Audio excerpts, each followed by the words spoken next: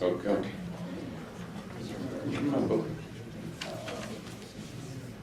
Book.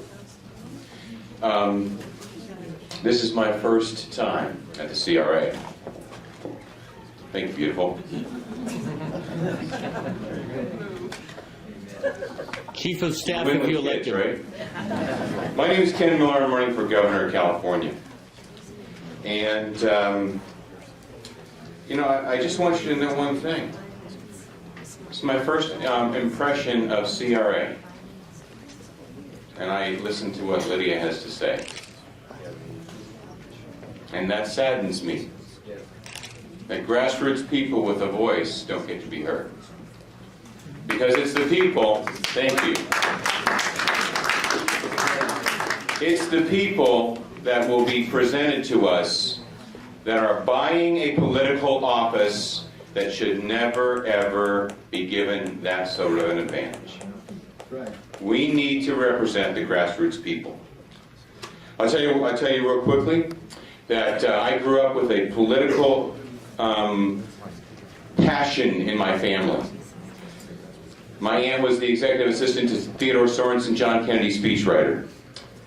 I said that a little while ago, and they said, don't be afraid of that. He died trying to defeat the Fed and eliminate it. He would be a Republican today. I've been in the radio business for 30 years, and I have been engaged in stations that have been engaged in the political arena, both in the local community and statewide. My wife Kathy and I have been lifelong conservatives. A house divided will not stand. We are united, and we will always be that way. We walked and we biked the entire state of California, and I met with people all along the way and heard what was important to them. The other day I was filing, and all of a sudden this plethora of media comes in, and I thought they're all here for me. And then comes Jerry Brown. And I said, Jerry, thank you for bringing the media for me. I appreciate it. The deer in the headlights look.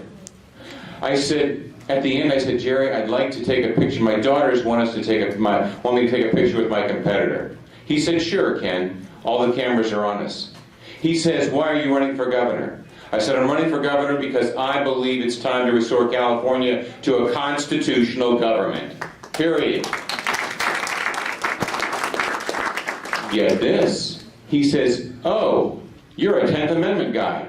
I said, I'm proud of it. Thank you. We are well aware of the problems in California. We are drowning in a sea of debt. Energy is skyrocketing.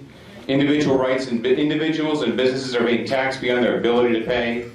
And I'm going to tell you, we cannot address those issues lightly. We need to eliminate state income tax and do what Jefferson said and tax the worker on what they purchase, not on what they make. In addition, we need to reduce rules, regulations, and taxes. I'm telling you, the wine industry, the contractors, the farmers are all getting killed with AB 32. Yes, we can suspend it, and in 2020 it goes away, but we need to repeal it immediately.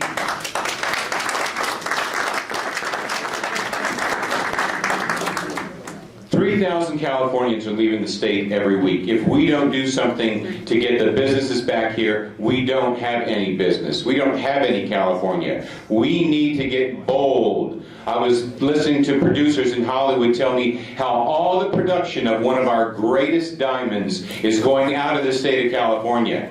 Because New Mexico has a tax program where they'll give you a 25% tax credit. We no longer need to be an elitist state. We need to look at the best practices. We need to keep those businesses here. We will get legislation written to give those people and other business 25% tax credits, not 10. The battle to define the word marriage continues. It's real simple. It always has and it always will be between a man and a woman, period. And oh, by the way, I heard there was a discussion earlier, and it was hard to define whether life really began at conception or not. let me tell you, there is no doubt in my mind it begins at conception, and I have always been a pro-life person. The farmers in the Central Valley are dying. 50% unemployment in Fresno is on the rise. As the executive of this state, I, on the first day in office, would sign an executive order turning the water on, and I would work with the sheriffs to enforce that order. They're the chief law enforcement officers. Tell the Fed to take a hike. I'm not going to sue the Fed. They can sue me. We have states' rights, and states' rights come first. They tried to take our guns, and now they're trying to take our ammunition. Not on my watch. Period. Our borders remain porous. An amnesty has never worked, and it never will. There has to be one thing and one thing only. That's a zero-tolerance policy. Our children have the least chance of success in the United States of any child. On Father's Day, when I told my daughters that I was running for office and wanted to get their buy-in, because if we don't have their buy-in, there is no run.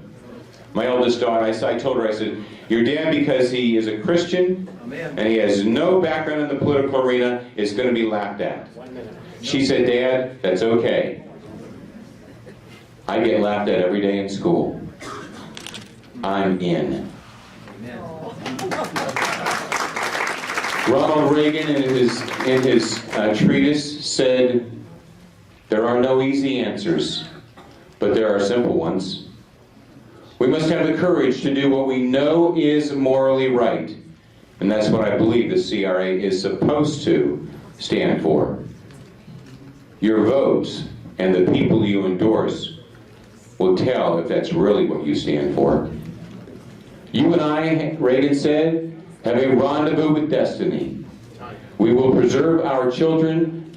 We will preserve for our children this, the last best hope of man on earth, or we will sentence our children to take the last step into 1,000 years of darkness. You and I are at that point again. You have a choice. If not me, who? If not when? If not now, when? I love you. God bless you. And God bless America.